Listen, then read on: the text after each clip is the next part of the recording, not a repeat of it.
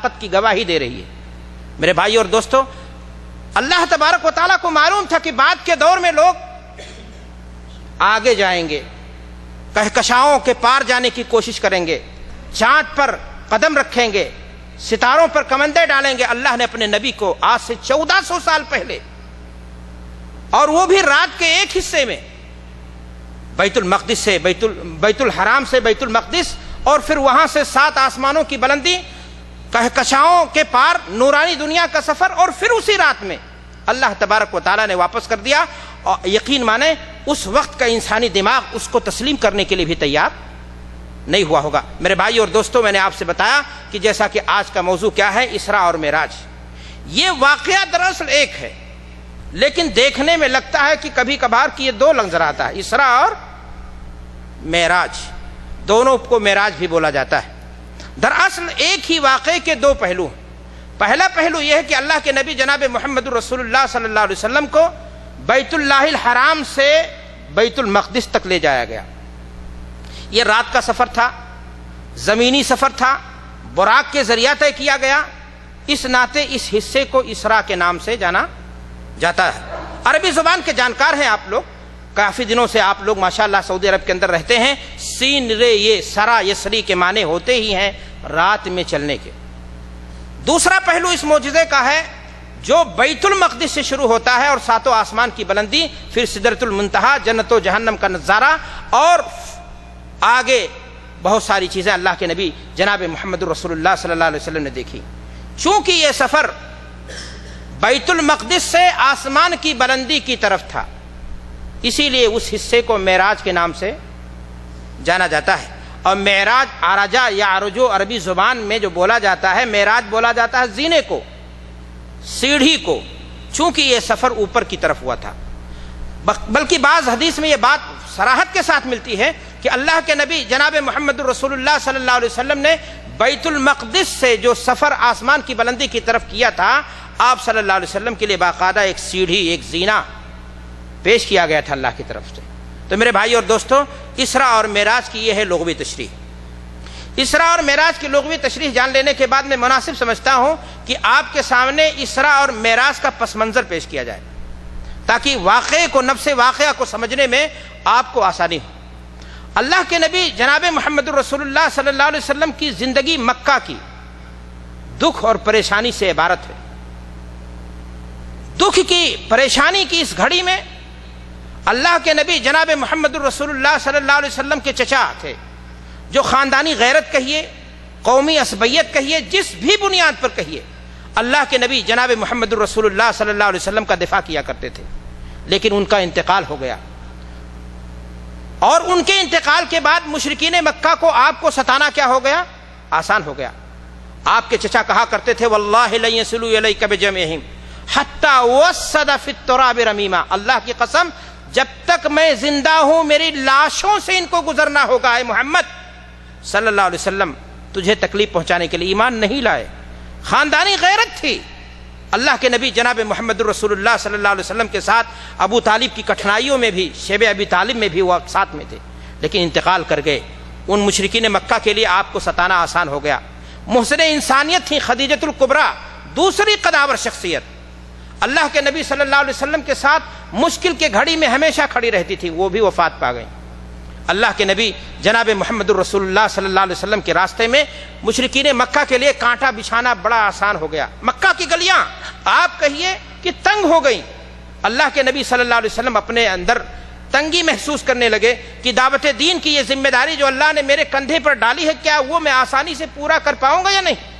اللہ تبارک و تعالی نے ایسے موقع پر اپنے نبی کو یہ بشارت دی، یہ مژدہ سنایا، یہ خوشخبری دی کہ اے نبی ہمت نہ ہاریں، دل چھوٹا نہ کریں۔ مکہ والے اگر دشمنی میں آپ کے پیچھے نماز پڑھنے کے لیے تیار ہیں، نہیں ہو رہے، نہ ہوئے، اللہ تبارک و تعالی تمام نبیوں کو قبلہ اول میں آپ کی امامت میں نماز پڑھنے کے لیے حاضر کر رکھا ہے۔ اللہ کے نبی صلی اللہ علیہ وسلم کو بشارت دی جا رہی ہے کہ اگر مکہ کی گلیاں آپ کے لیے تنگ ہو رہی ہیں تو اللہ تبارک و تعالیٰ آپ کے لیے 7 آسمان کے دروازے کھولا ہے۔ گویا واقع اسراء اور معراج اللہ کے رسول صلی اللہ علیہ وسلم کی زندگی میں پیش آیا، اس کا ایک مقصد یہ بھی تھا تاکہ اللہ کے رسول صلی اللہ علیہ وسلم کو حوصلہ دے دیا جائے، آپ کی ہمت بندھ جائے، آپ کو ڈھارس ملے دعوت دین کے تعلق سے۔ میرے بھائیو اور دوستو، واقع اسراء اور معراج کا پس منظر سمجھ لینے کے بعد ہم یہ چاہتے ہیں کہ ہم یہ جاننے کی کوشش کریں کہ اس واقعے کے تعلق سے قرآن مجید میں کیا تفصیلات موجود ہیں۔ میں نے سورۃ الاسراء کی چند آیات آپ کے سامنے پڑھی۔ ان آیات میں اللہ تبارک و تعالیٰ نے اس واقعے کے پہلے پہلو کو، جو میں نے آپ کے سامنے کہا کہ اسراء ایک حصہ ہے، دوسرا حصہ کیا ہے؟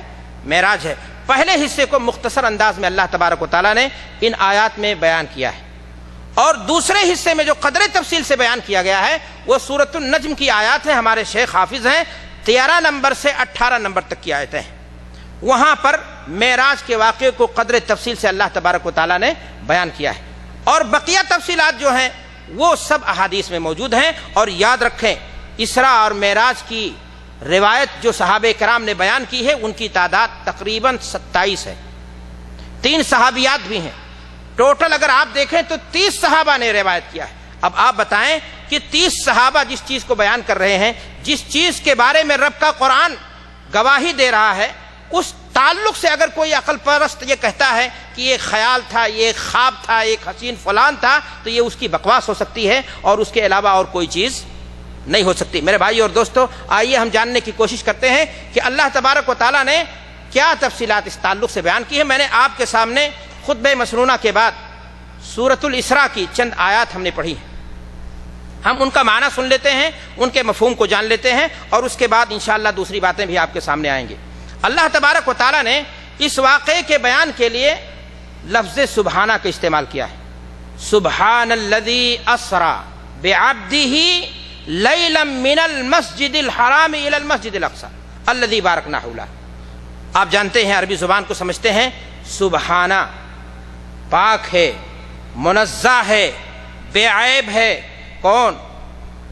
الذی اسری بعبدہ، جو ذات اپنے بندے کو لے کر کے گیا رات کے مختصر حصے میں۔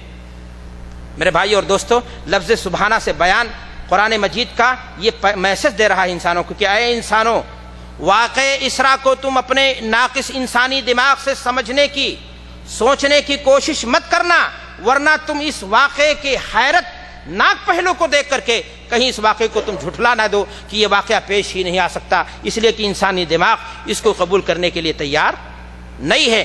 تمہیں یہ بات معلوم ہونی چاہیے کہ جانے والا گرچہ آمنہ کا لال تھا، لیکن لے جانے والا ہر قسم کے عیب سے، ہر قسم کے نقائص سے پاک تھا۔ وہ تو کن فیکون پر قادر ہے، وہ ذات لے کر کے گیا ہے۔ اے انسانوں، تم اس واقعے کے تعلق سے ایسی کوئی غلط بات سوچنے کی جرات مت کرنا، ورنہ تمہارا ایمان خطرے میں آ جائے گا۔ محبت رسول کی لاکھ تم گواہی دو گے، لیکن وہ گواہی ہی رہے گی، بلا دلیل اور بلا دعویٰ ہو کر کے رہ جائے گی۔ میرے بھائی اور دوستو، آگے ذرا غور کریں، اللہ فرما رہا ہے سبحان الذی اسری، بابرکت ہے وہ ذات، پاک ہے وہ ذات جو لے کر کے گئی رات کے ایک حصے میں، کس کو؟ اپنے بندے کو۔ قرآن مجید کو آپ پڑھیے، مطالعہ کیجئے، اللہ تبارک و تعالیٰ نے اپنے محبوب پیغمبر کو مختلف اسلوب میں، مختلف محبوبانہ انداز میں پکارا ہے، کہیں یا ایھا المزمل، کہیں یا ایھا المدثر، اور کہیں دیگر انداز اور دیگر اسلوب ہے، لیکن قرآن مجید میں اللہ تبارک و تعالیٰ نے اپنے محبوب پیغمبر کو جب انتہائی محبوبانہ انداز سے پکارا ہے تو اپنے محبوب پیغمبر کو عبد کہہ کر کے پکارا ہے، اس لیے کہ عبد اور معبود کا رشتہ جب انتہا کو پہنچ جاتا ہے تو آمنہ کا لال پھر ساتوں آسمان کی بلندی کو پہنچ جاتا ہے۔ جانے والا عبد کامل، لے جانے والا معبود کامل، یہ فرق لیکن باقی رکھنا چاہیے انسانوں۔ اگر آپ نے کہا کہ میرے نبی چلے گئے تو پھر ایمان آپ کا کیا ہو گیا؟ خطرے میں ہو گیا۔ جانے والا عبد کامل تھا، لیکن یاد رکھیں طاقت اس میں کار فرما کس کی تھی؟ اور یہی معجزے کی شان ہوتی ہے، طاقت اس میں کار فرما تھی ہمارے نبی کی۔ افسوس کی بات ہے آج ہمارے بہت سارے بھائی ہیں جو محبت رسول کے نام پر ایسی باتیں شروع کر دیتے ہیں کہ اللہ کے نبی صلی اللہ علیہ وسلم انسان نہیں تھے۔ قرآن اللہ کے نبی صلی اللہ علیہ وسلم کو متعدد مواقع پر عبد کے ذریعہ مخاطب کرتا ہے۔ اللہ کے نبی جناب محمد رسول اللہ صلی اللہ علیہ وسلم نے مکہ کے اندر سانس لی، آپ کھانا کھاتے تھے، پانی پیتے تھے، آپ عائشہ کے شوہر تھے، خدیجہ کے شوہر تھے، فاطمہ کے ابو تھے، حسنین کے نانا تھے، علی کے سسر تھے، امت اسلام کے لیے آپ نے قربانیاں دیں، آپ کو ستایا گیا۔ افسوس کی بات ہے ان تمام کے باوجود بھی کہا جاتا ہے کہ آپ مٹی کے مخلوق نہیں تھے، انسان نہیں تھے، بلکہ نورانی مخلوق تھے۔ قرآن کے اعلان کے خلاف ہیں یہ باتیں۔ میرے بھائی اور دوستو آگے بڑھتے ہیں۔ اللہ فرما رہا ہے کہ سبحان الذی اسری بعبدہ لیلا، بابرکت ہے وہ ذات جو اپنے بندے محمد صلی اللہ علیہ وسلم کو لے کر کے گیا رات کے ایک حصے میں۔ سوال اس بات کا ہے کہ واقع معراج اور اسرا جو پیش آیا دن میں کیوں نہیں آیا؟ رات کو اللہ تبارک و تعالیٰ نے کیوں منتخب کیا؟ آپ اگر غور کریں گے، قرآن مجید کا مطالعہ کریں گے، سنت رسول کو پڑھیں گے تو آپ کو اندازہ ہوگا کہ رحمتیں، برکتیں یہ اللہ تبارک و تعالیٰ کی طرف سے جو نازل ہوتی ہیں وہ اللہ تبارک و تعالیٰ ان کے نزول کے لیے رات ہی کا وقت اختیار کرتا ہے۔ قرآن نازل ہوا کس وقت؟ ہاں، شب قدر میں۔ قدر کی رات میں آتے یا دن میں؟ قرآن نازل ہوا شب قدر رات میں آتے